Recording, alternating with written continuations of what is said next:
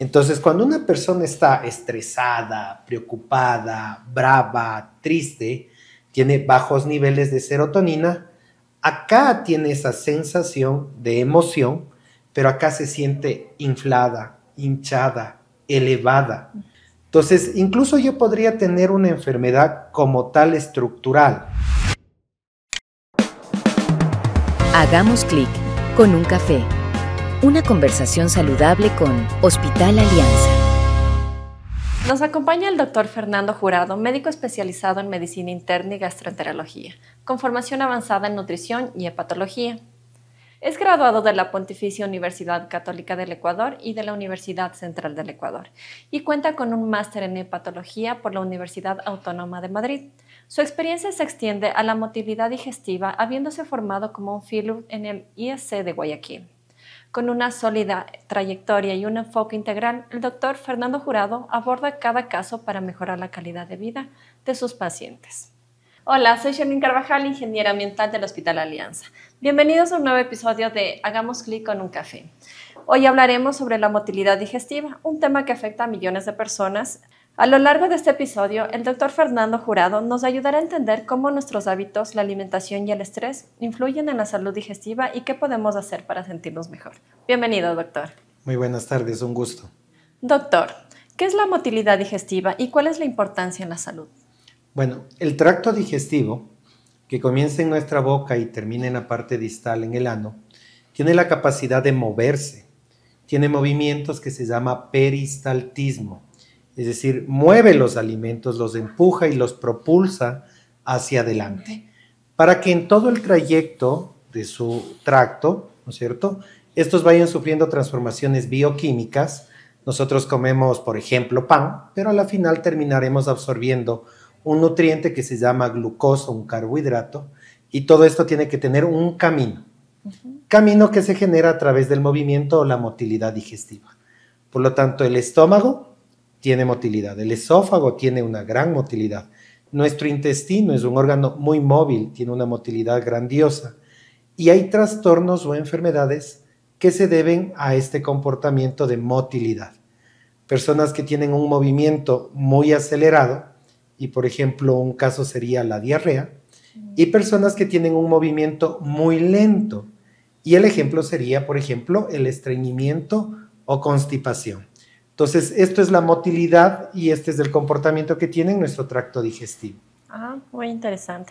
Hablemos de uno de los problemas de motilidad más comunes, el reflujo. ¿Por qué ocurre y cómo impacta en la calidad de vida?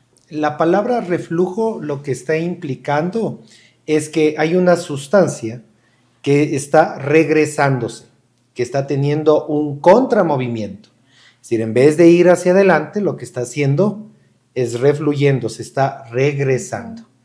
Y entonces hay varios tipos de reflujo realmente. Hay reflujo del intestino hacia el estómago, reflujo duodenogástrico o biliar, para que la gente me entienda. Hay reflujo gastroesofágico, que es el más común de todos, y ese reflujo lo que está implicando es que el contenido gástrico adquiere la capacidad de regresar hacia el esófago. Y en vez de tener un movimiento normal que debería ser hacia adelante, lo que está haciendo es regresándose. ¿Por qué se produce? La principal causa del reflujo gastroesofágico nace o se ubica en la unión entre el esófago y el estómago. La unión entre el esófago, que es un órgano en forma de tubito, que está en nuestra garganta y se une hasta el estómago, esta unión con el estómago es una zona muscular, es decir, funciona como un puño. Se debe cerrar para evitar el reflujo y se debe abrir para permitir el paso de los alimentos. Entonces, esta puertita, cuando funciona perfecta, y así está demostrado científicamente, yo podría pararme hasta de cabeza y el contenido gástrico, ácido en su mayoría, se queda en donde está. No puede pasar. Pero cuando este músculo, por cualquier trastorno, mecánico, físico, químico, cualquier mecanismo, ha perdido la capacidad de cerrarse y permanece abierto, entonces cuando nosotros nos acostamos, cuando nosotros distendemos el abdomen porque hemos tenido una comelona muy buena, entonces el ácido adquiere la capacidad de subir, porque se perdió el control motor de permanecer cerrados. Esa es una de las causas del reflujo gastroesofágico, o al menos la más común, y en donde estamos enfocando hoy por hoy la terapéutica del reflujo, que es tratar de manejar este esfínter, este músculo, de algunas maneras que supongo más adelante ya vamos a hablar. ¿Qué produce esto?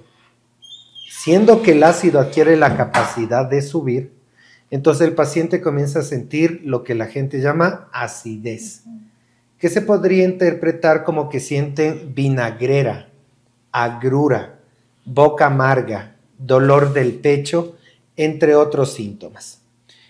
Digo otros síntomas porque, por ejemplo, el reflujo crónico, pacientes que llevan mucho tiempo comienzan a inflamar su esófago, terminan el 80% de ellos en emergencia pensando que tienen un infarto, porque lo que tienen es dolor del pecho y lo que están teniendo es un episodio de reflujo. Entonces, obviamente es una enfermedad que si no controlamos a tiempo, podría con el tiempo evolucionar hacia cosas un poco más severas. Doctor, en su experiencia, ¿cuál es la relación entre el estrés y la aparición de problemas de motilidad digestiva? Desde hace tiempo sabemos y se conoce, y de hecho los pacientes me dicen, ¿es verdad que nuestro intestino es nuestro tercer cerebro? Bueno, para mí es el primero, porque obviamente vivo de él, pero sí. ¿A qué hace referencia este acápite, este término? A que en realidad dentro de nuestro tracto digestivo y sobre todo en el intestino, existen un sistema nervioso conformado por nervios que dan movimiento, motilidad y que dan sensibilidad. O sea, tenemos ahí fibras motoras que dan movimiento y fibras sensitivas que generarían o podrían producir o sienten dolor. Entonces, y estos nervios secretan neurotransmisores u hormonas que ayudan a este comportamiento. La más conocida de todas, para que me vayan entendiendo, es la serotonina, que fue conocida por su descubrimiento como la hormona de la felicidad. Le pusieron así porque cuando descubrieron a esta hormona estaba muy relacionada a la felicidad a nivel del sistema nervioso central. Pero hoy por hoy sabemos que el 70% de la serotonina de nuestro organismo se produce en el intestino. Y que esta serotonina que acá arriba me da felicidad, acá en el intestino me da motilidad. Entonces, cuando una persona está estresada, preocupada, brava, triste, tiene bajos niveles de serotonina, acá tiene esa sensación de emoción, pero acá se siente inflada, hinchada, elevada, porque su motilidad intestinal está disminuida por los niveles bajos de serotonina. Entonces, ahora sabemos que este tipo de hormonas, porque existen muchísimas más evidentemente, tienen que ver con el comportamiento de las enfermedades digestivas. Entonces, incluso yo podría tener una enfermedad como tal estructural. Me hago entender. Tengo una úlcera en mi estómago. Estructuralmente el estómago está lastimado por una llaguita, por una úlcera. Pero incluso en ese escenario, si yo tengo bajos niveles de serotonina, si la úlcera me produciría un dolor intermedio, por la baja serotonina mi dolor va a ser increíblemente inmenso. O sea, sobreexpreso o manifiesto de una manera muy excesiva mi dolor. Porque tengo ahora dos comportamientos, uno estructural y uno de motilidad o emocional, por así decirlo. Lo que sí me gusta que queden claro cuando hablamos de emociones, hormonas e intestino, porque nunca falta el que juzga e interpreta mal, es que la persona que tiene este trastorno no está loca, no se está inventando el dolor. Pon de parte para que no te duela. No es así, o sea, si él tiene un trastorno, un problema en la secreción o liberación de una hormona que se llama serotonina, pues nosotros como médicos podemos intervenir dando liberadores de serotonina. medicamentos que mejoren la liberación o la permanencia de serotonina dentro de las neuronas y mejoren su comunicación neuronal y ya comiencen a moverse. Obviamente vamos a mejorar también la parte anímica, porque la hormona tiene que ver con el estado anímico, pero realmente, al menos cuando viene la prescripción de la parte digestiva, lo que estamos buscando es que el intestino mejore su movimiento y con eso la parte emocional. Doctor, sabemos que el reflujo es algo común, pero ¿cuándo se convierte en algo que requiere atención médica? A ver, vamos, es un problema recontra que común. Estadísticas mundiales y latinoamericanas, estudios de Colombia, de Uruguay, que son los más actuales que disponemos en Latinoamérica, ubican el reflujo gastroesofágico en el 25% de la población. En español, 1 de cada 4 personas tienen reflujo. Es recontra que común. Si yo estoy reunido en casa con mi familia y somos 20, al menos 5 vamos a tener reflujo, estadísticamente hablando. O sea, es un problema recontra que común. Claro. Ya. Pero el reflujo incluso podría ser fisiológico. Es decir, Día del Padre, me festejan cuando se acuerdan y decido comer excesivamente. Entonces, obviamente, por la cantidad de alimento que me han dado a mi estómago y sobre todo proteína, que es muy pesado, entonces distiendo mi estómago y voy a tener episodios de reflujo. Ese día. De ahí en adelante no siento más. Eso no es enfermedad, es hasta esperable. Podríamos considerarle dentro de lo normal. Pero si yo comienzo a presentar reflujo más seguido, entonces ya hay que prestarle atención. En esta pregunta ya pensaron los expertos en reflujo y desde el año 2005 se estableció algo que se llama criterios de Montreal.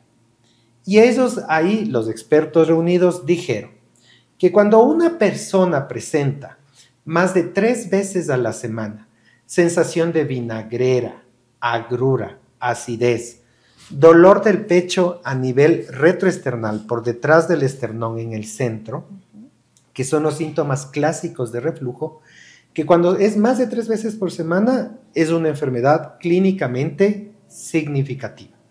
Entonces, si yo cumplo estos criterios, yo ya tengo una enfermedad que requiere visitar a mi especialista, gastroenterólogo o especialista en motilidad digestiva, que somos los gastroenterólogos que específicamente vemos el reflujo. Pasemos a otro problema de motilidad, la constipación. ¿Qué define una constipación crónica y por qué tantas personas la experimentan? Ya, para hablar de estreñimiento, tenemos que recurrir a igual que lo hicimos con reflujo. Consenso de expertos, ellos se reunieron. La última vez que lo hicieron fue en el año 2016, crearon algo que se llama Consensos Roma 4. Se reunieron en la ciudad de Roma por 4ª ocasión a revisar todos los criterios diagnósticos y ellos establecieron 10 criterios diagnósticos. Pero los más importantes, en forma de resumen, hablan de frecuencia, de estímulo defecatorio o esfuerzo defecatorio y de maniobras. Me explico. Es normal, y siempre me preguntan en la consulta a los pacientes, ¿cada cuánto debo defecar para decir que es normal? Es normal hasta una vez que yo defeque, hasta menos una vez cada 2 días. Por ejemplo, defeco el lunes, de aquí puedo defecar el miércoles, de ahí puedo defecar el viernes y sigue siendo en frecuencia normal. Y obviamente yo puedo también defecar hasta 3 veces al día después de cada alimento fuerte. Porque hay un reflejo normal que es el reflejo bucoanal, ¿sí? O oroanal, que quiere decir que cuando nosotros comemos, estimulamos el reflejo de defecación para liberar al intestino, obviamente, de contenido, ya que estamos enviando nuevo contenido. Entonces, en frecuencia sería eso. Pero para mí, sobre todo, el más importante es el de esfuerzo, porque yo puedo ir todos los días al baño, voy todos los días, pero voy rompiéndome la nalguita, un esfuerzo terrorífico, catastrófico, no es normal. Claro. Entonces, el cuánto yo esfuerzo hago para defecar es un criterio importantísimo para definir si tienes o no tienes estreñimiento. Y la otra es maniobras. Hay personas que están tan estreñidas y tan acostumbradas al estreñimiento que dicen, sobre todo un tipo de estreñimiento que se llama obstructivo, que dice, yo tengo que hacer maniobras, doctor, para defecar. Tengo que aplastarme aquí, tengo que aplastarme en el periné, la parte inferior, tengo que introducirme el dedo, entre otras cosas. Y obviamente eso ya te está hablando a ti de que es un paciente que evidentemente posee el problema de estreñimiento, ¿ok? Hay varios tipos de estreñimiento, no es uno solo.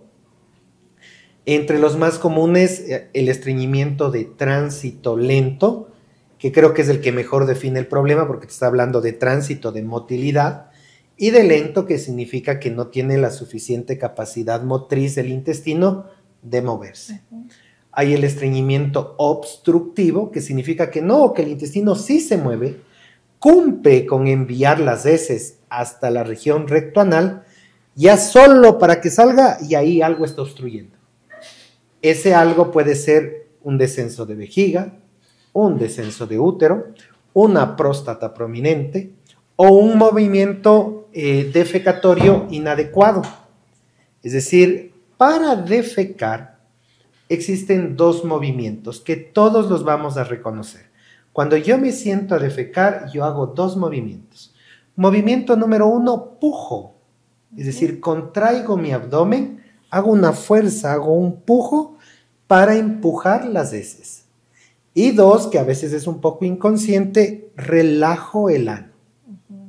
Entonces, si yo pujo arriba y relajo abajo, la caca sale.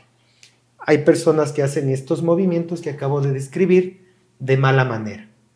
O no pujan lo suficiente, o no abren, no relajan el ano de forma adecuada, y las heces, aunque han avanzado en el trayecto, pues están estancadas ahí abajo. Entonces, el estreñimiento es un problema bastante común también en nuestra población. Es más común a medida que va avanzando la edad. Es más común a partir de la década quinta de vida, de los 50 años en adelante. En los jóvenes no es que no existe, pero es menos la prevalencia. Ya. ¿Y qué opciones de tratamiento se recomienda para quienes padecen de constipación crónica? Bueno, si el estreñimiento es leve, a la entrevista tú te das cuenta que el estreñimiento no es muy fuerte. Incluso nosotros disponemos de una escala que se llama la escala de Bristol, que grafica la forma de las heces de las personas. Yo en la entrevista, por ejemplo, les digo, ¿no? ¿Cómo usted defeca, no? Bolitas, tronquitos, salchichitas. Los pacientes se ríen en la entrevista, pero lo que me están diciendo es cuán duro están haciendo. Entonces, dependiendo de eso, el examen físico y algunos exámenes que debemos de pedir y complementar, el estreñimiento puede, dependiendo del tipo de estreñimiento, pero podría requerir laxantes, hay de varios tipos, fibra de varios tipos y en ocasiones fisioterapia. Es decir, hay que enseñarle de nuevo a ciertas personas cómo se hace el movimiento defecatorio que te acababa de explicar para que vean, vuelvan a entrenarse y defequen de forma normal y adecuada. Hay estudios científicos que han demostrado que en general, sobre todo los pacientes con estreñimiento tránsito lento, 80% de estreñidos, si mejoran la dieta, aumentan la cantidad de fibra en su dieta, si aumentan la hidratación, 2 a 3 litros diarios de agua, y hacen actividad física tipo cardio, caminata, aeróbics, gimnasio, bailaterapia, aeróbics, natación, mejoran el movimiento del intestino a través de este ejercicio. El 80% de ellos no requieren nada, o sea, cambiar hábitos. El problema es que en la vida real, fuera del estudio científico, y es llevar una dieta, ese volumen de hidratación, ese nivel de actividad física, no siempre es posible. Entonces podríamos ayudarles con fibra natural, pero prescrita farmacológicamente para mejorar su hábito defecatorio. Doctor, ¿qué papel juegan los probióticos y prebióticos en la mejora de la motilidad digestiva? Estamos, yo le denomino así, en la era del probiótico. Obviamente ha habido una revolución en esta información y todo, sobre todo en el tracto digestivo, pero hay otras especialidades médicas que también lo están probando en ensayos clínicos médicos y les va súper bien. Caso de ginecología, otorrinolaringología, dermatología, tienen mejoría al mejorar la flora del intestino. Entonces, ¿qué es un probiótico? Un probiótico es una estructura celular, es decir, tiene vida. Lo primero que tenemos que entender es un ser viviente que está en nuestro intestino, que tiene como localización el tracto digestivo. Pero también hay en la piel, también hay en la vagina y en el pene, pero vamos a hablar de los del tracto digestivo. En términos generales, y para que la gente me entienda, es la flora, es el grupo de bacterias que desde el nacimiento, con los primeros besos de familia, de mamá y todo, vamos adquiriendo, ingiriendo y se quedan a vivir en nuestro intestino. Eso es un probiótico. Pero al ser una estructura viva, por eso la importancia que le di a ese término, quiere decir que ellos están en constante cambio. Es decir, nuevos viejitos, o sea, es un recambio que tienen. Y por lo tanto, al ser estructura celular, tienen secreciones, secretan sustancias. La más famosa tal vez, hay bacterias productoras de metano. El metano es un gas. Si usted alguna vez ha ido a una quebrada, a un pantano, al cementerio, usted está oliendo ahí a metano. Correcto. En nuestro intestino se producen 2 a 3 litros diarios de metano. En palabras de mi querido profesor, quien me formó, ningún pedo huele rico. Y es porque son metano. Es decir, eliminamos estos gases producto de la flora intestinal. ¿Qué tal si dentro de mi flora intestinal, por el tipo de alimentación que llevo, o porque algún médico decidió darme un antibiótico en una infección viral, es decir, que no tuvo ningún efecto sobre el virus y afectó mi flora intestinal? Lo que va a pasar es que vamos a seleccionar cierto grupo de bacterias como las productoras de metano, y lo que voy a hacer al haber más bacterias productoras de metano, voy a hacer que tenga más gas. Entonces me siento distendido, inflado, hinchado, elevado. Eso me da dolor. Me echo un flato, me elimino un flato y el dolor alivia, calma. Pero se vuelve un ciclo repetitivo hasta que yo modifique a la flora intestinal. Prebiótico, en cambio, es el alimento del probiótico. Entonces, hay sustancias bioquímicas, nutricionales, como tú lo quieras llamar, que yo podría consumir para alimentar cierto grupo de probióticos, de bacterias o de flora intestinal, para mejorar el intestino, el movimiento y demás. De hecho, hay estudios en donde lo que han hecho es dar un antibiótico específico que solo actúa sobre la luz del intestino, no a nivel sistema, para mejorar la flora intestinal en los pacientes con estreñimiento. Y obviamente miden la flora intestinal antes y después. Y lo que logran identificar es que se modifica la flora intestinal, obviamente, por el uso de este antibiótico, y el paciente mejora el estreñimiento y mejora los síntomas como llenura, gases y dolor. Lo cual nos hace entender que obviamente la carga de bacterias o de flora intestinal dentro de nuestro intestino afecta el movimiento de este intestino, siendo que esté o no inflamado. Entonces, totalmente necesario. Lo que sí, esa es la parte muy positiva de la flora, es decir, hemos notado que hay enfermedades que se asocian, las podemos modificar con el consumo de antibióticos específicos o incluso de flora intestinal. El problema es que todavía estamos en la fase científica en donde estamos descubriendo para qué sí sirven y para qué realmente no sirven. Y esto lleva a veces años. Y muchas veces es ensayo, acierto, error.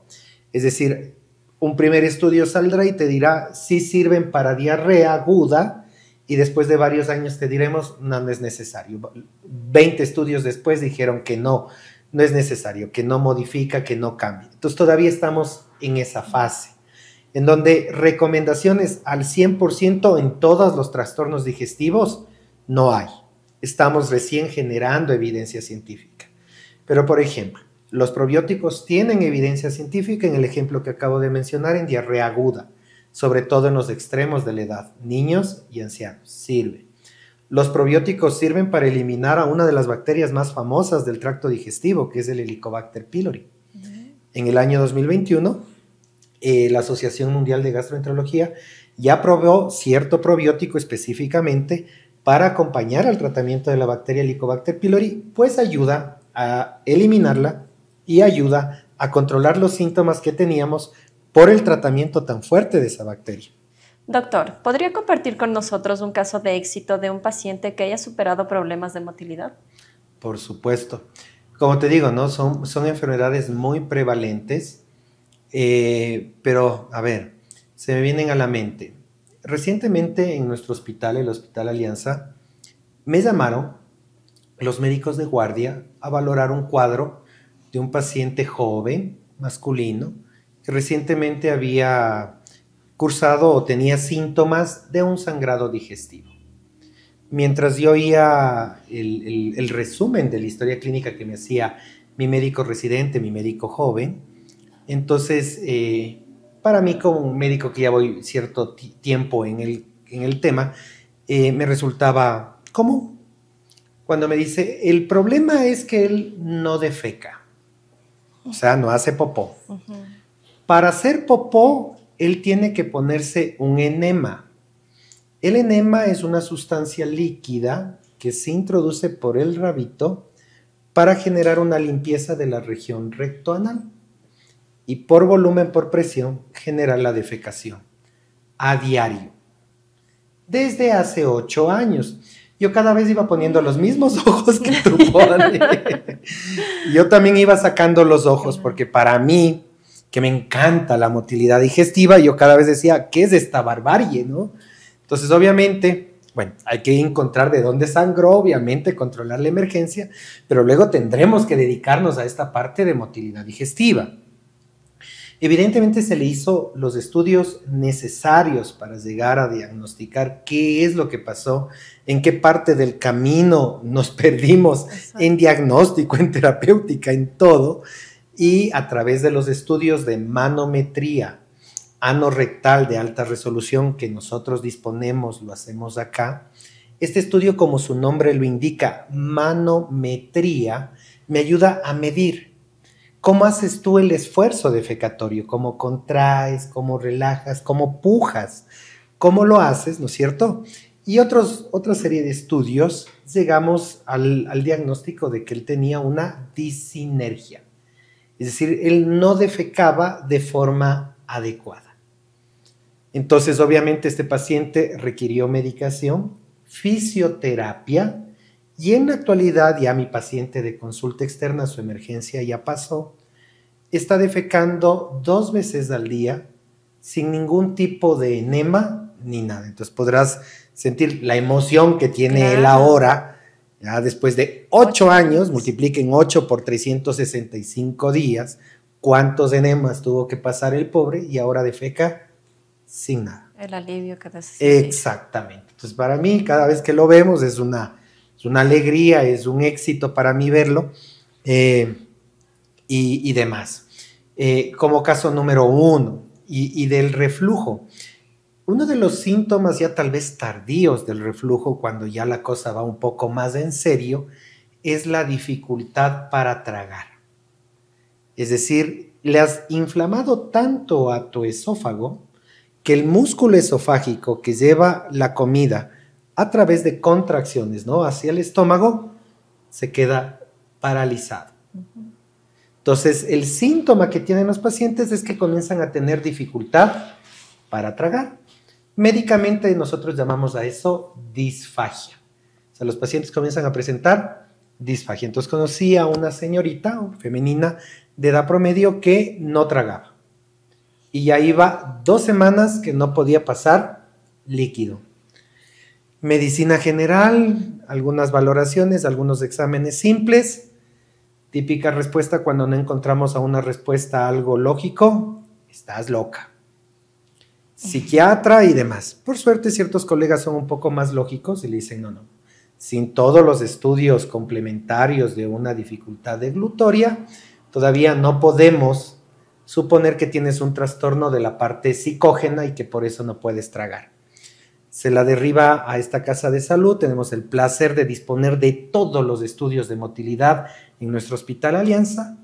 Hicimos una endoscopía, hicimos una manometría esofágica de alta resolución y se le diagnosticó de la enfermedad por reflujo gastroesofágico y de una motilidad ineficaz.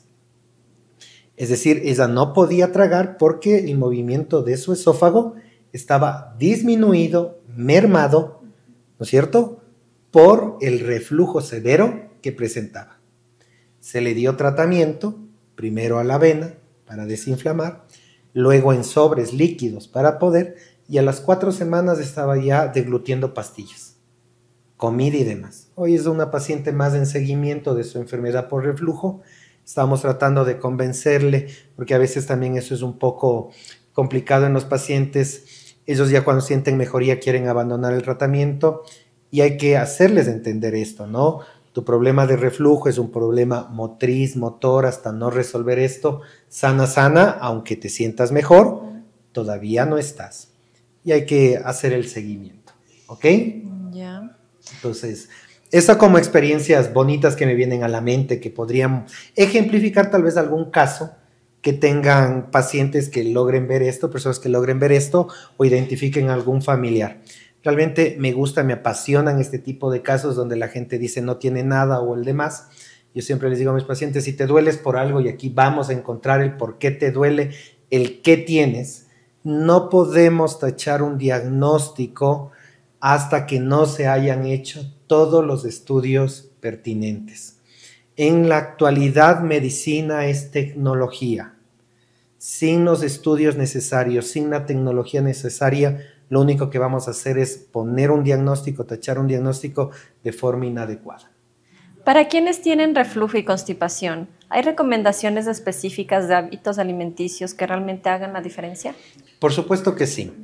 A ver, cuando hablamos de reflujo, hay varias evidencias científicas muy contundentes que no hay un producto en sí que podría justificar la enfermedad. Lo que sí que sabemos es, por ejemplo, que el consumo de café en ciertas personas, el consumo de cítricos en ciertas personas, empeoran la sintomatología, o sea, no causan enfermedad, pero si yo tengo un problema de acidez y consumo ácidos, pues más ácido me voy a sentir. Obviamente la solución no es no coma naranja de aquí hasta que Taita Dios se acuerde de usted, para nada. Obviamente es investigar, llegar a la conclusión que realmente el problema es muscular del esfínter, de la puertita, y darle una solución a eso. Y ahí usted podrá comer, y no solo naranjas, sino muchas otras cosas, que probablemente como digestivos, como médicos del tracto digestivo, le prohibiremos de forma momentánea, debería ser, mientras estudiamos su enfermedad. ¿Estamos claros? Con el estreñimiento la cosa es más clara, porque ahí sí o sí usted tiene que aumentar la cantidad de fibra que usted consume en su dieta. Hay varios tipos de fibra. Hay fibra hidrosoluble y no hidrosoluble. Debería ser fibra no hidrosoluble la que usted deba aumentar en su dieta. Y obviamente durante la entrevista y demás, si nos damos cuenta que llevas una dieta muy seca, falta de hidratación, entonces haremos esas recomendaciones.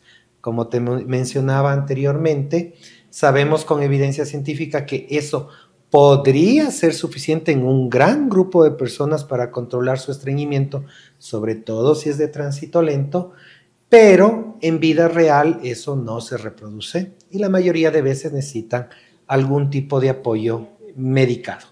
¿Ok? Ya. ¿Existen avances científicos en el tratamiento de problemas de la motilidad digestiva que nos pueda compartir?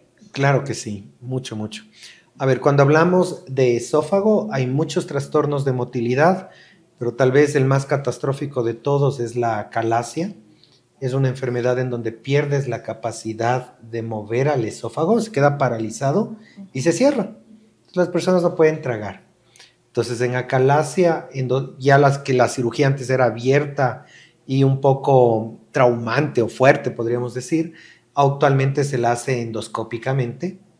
Hay formas, no incluso ni quirúrgicas endoscópicas, sino por dilatación, por un dispositivo que se llama EsoFlip, que es endoscópico. Como hacerte una endoscopía normal, introducimos una sonda un poco más gruesa y dilatamos la unión para que se abra y el paciente pueda deglutir.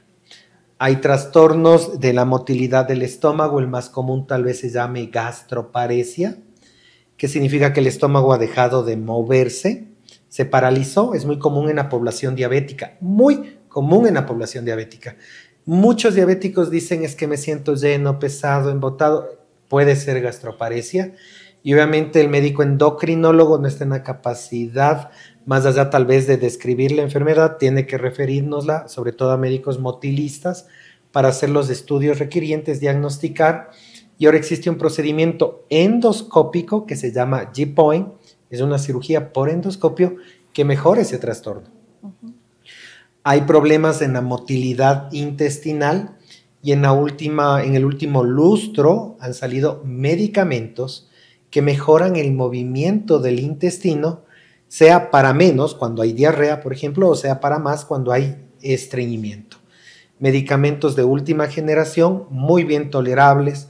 Con una tabletita al día, usted va 3 veces al día al baño, se regula con lo que antes nunca iba, cosas por el estilo.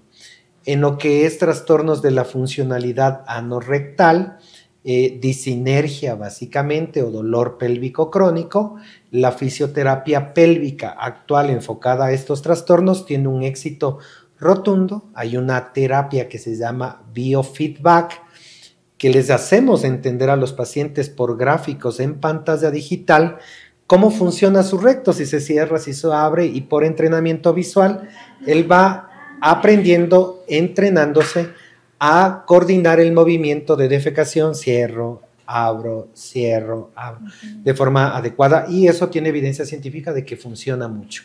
Entonces, en la última década, el último lustro, sí ha habido avances en tecnología, en terapéutica, en diagnóstico, en este conjunto de motilidad digestiva. La comunidad de Alianza ha preguntado, ¿el reflujo puede provocar problemas más graves si no se trata? Sí, hay que recordar que la enfermedad por reflujo gastroesofágica causa síntomas en el 80% de las personas que lo padecen. O sea, hay personas que tienen reflujos y no tienen síntomas, o al menos no digestivos. Podrían tener tos crónica, por ejemplo, o dolor de garganta, o malestar a nivel bucal. Entonces, si ya usted ha visitado su maxilofacial, su odontólogo, su otorrino, y no logran a un diagnóstico específico y tiene síntomas de esta región, podría tratarse de reflujo gastroesofágico. Primero, o sea, no siempre es el cuadro característico de vinagrera, agrura y acidez. Lo primero. Lo segundo, en las personas que tienen síntomas y que realmente se llega al diagnóstico de reflujo y deciden no tratarse, pues hay una probabilidad de que ese reflujo, ese ácido, queme al esófago y dé una primera complicación que se llama esofagitis. El esófago está inflamado, está quemado. Hay varios grados. El grado más grave puede asociarse o puede desarrollar que las células del esófago cambien de forma, de tamaño, y a eso se le llama esófago de Barrett, que entre comillas es un precáncer, es una lesión que podría conducir de no controlarse al cáncer. Más o menos del 0.4 al 4% de personas con reflujo pueden desarrollar esta patología. Y por lo tanto, ese es el motivo por el cual toda persona con reflujo debe recibir consejería, estudios y tratamiento. Ya, muy bien. ¿Y qué efectos secundarios pueden tener los medicamentos para la constipación si se usan a largo plazo? Depende del tipo de estreñimiento. Supongo que están hablando de los catárticos son medicamentos que lo que hacen es relajar la fibra muscular del intestino y producir diarrea, básicamente. Ese tipo de medicamentos no son aconsejables en el manejo de un estreñimiento crónico, de un estreñimiento por tránsito lento. El medicamento más recomendado para el estreñimiento de tránsito lento, más allá de las medidas que hemos venido hablando, es la fibra. Un medicamento que no es absorbible que permanece en la luz intestinal, causando un cambio químico, físico de absorción y que por lo tanto mejore el movimiento del intestino. Y ese medicamento, como no es absorbible, no se difunde al sistema, no tiene efectos colaterales.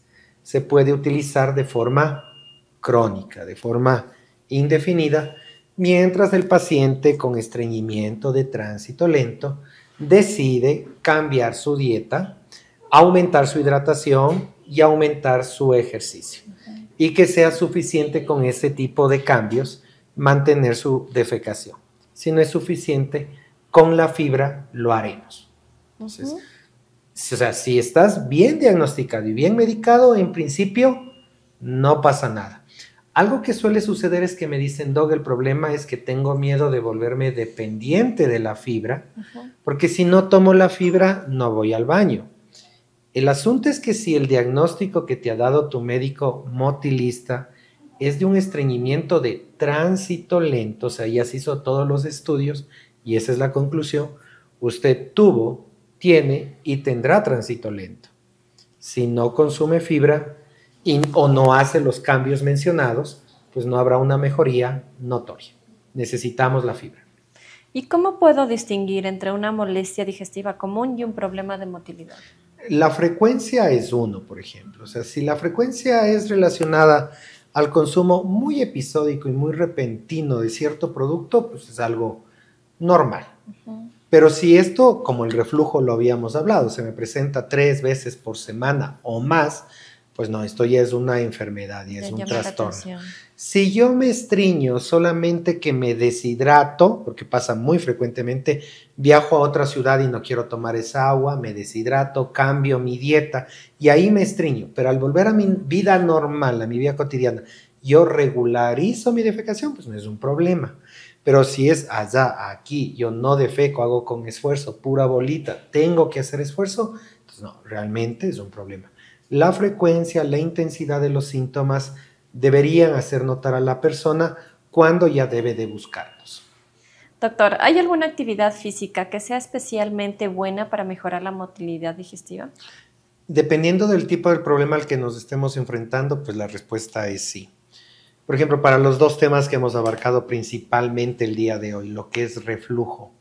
De hecho, la guía americana de reflujo que salió hace 2 años, en el año 2022, por primera vez mencionó algo que se llama la respiración diafragmática o respiración mahometana, que lo hacemos cuando hacemos yoga. Entonces, un tipo de respiración que ayuda o da fortaleza al diafragma, ayudando de esta manera a dar más fuerza a la musculatura que conforman la puertita o esfínter para disminuir los episodios de reflujo ácido, de reflujo gaseoso, porque hay algo que se llama globo faríngeo, por ejemplo. Pueden ayudar. Y para lo que es estreñimiento, evidentemente la actividad física bien llevada tipo cardio, caminata, aeróbics, gimnasio, bailoterapia, natación, ayudan al movimiento intestinal.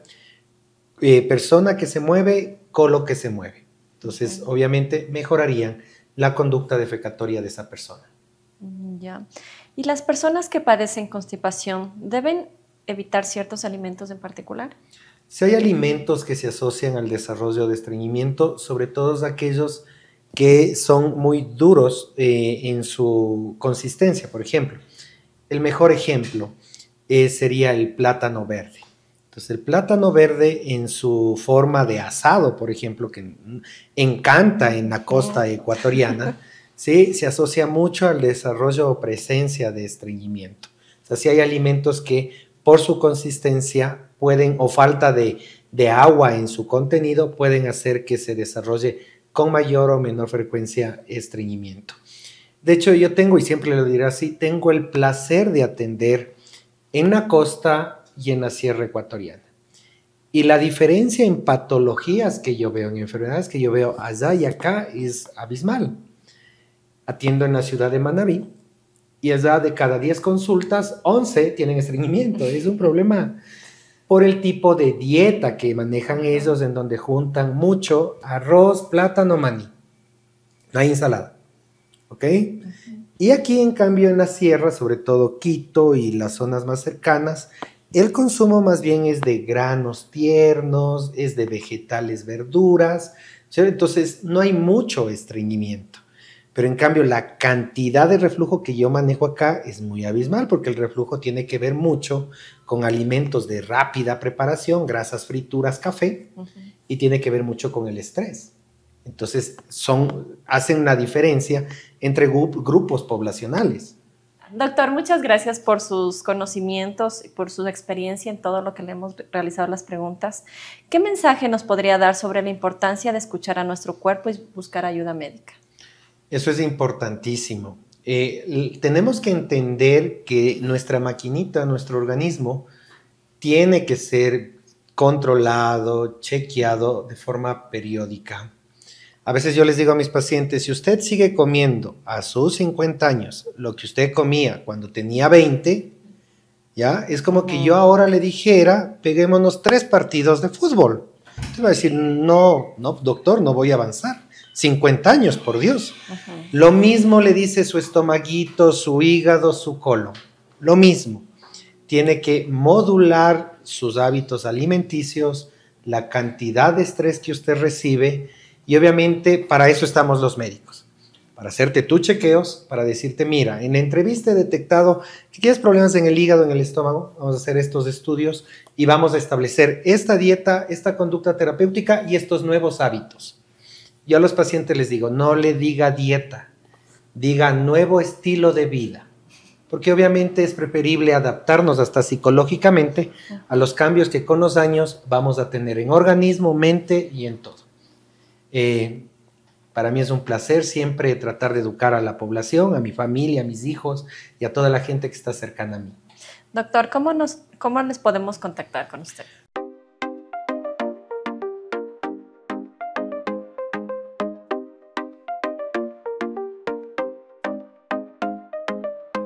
En el Hospital Alianza, tu salud y bienestar son nuestra prioridad. Ofrecemos atención personalizada respaldada por las mejores aseguradoras del país. Somos un hospital de tercer nivel comprometidos en brindarte la atención que mereces con calidez y profesionalismo.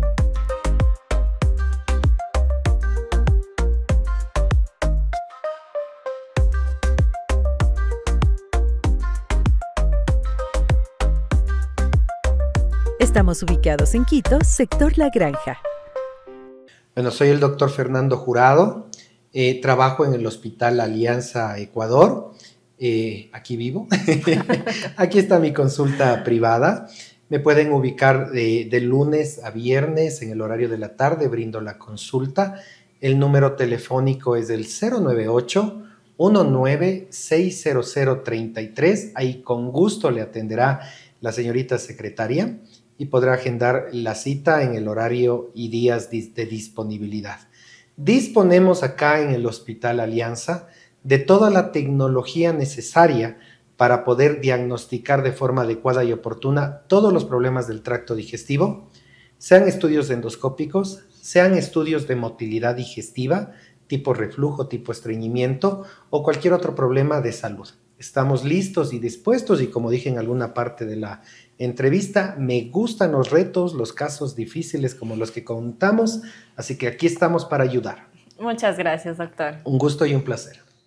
Los problemas de motilidad digestiva como el reflujo y la constipación son comunes, pero tratarlos a tiempo es esencial para mejorar la calidad de vida. La educación y el acompañamiento médico pueden ayudarnos a llevar una vida más plena y sin incomodidades. Gracias a todos por escucharnos. Nos vemos en el próximo episodio de Haciendo Clic con un café. Hasta la próxima.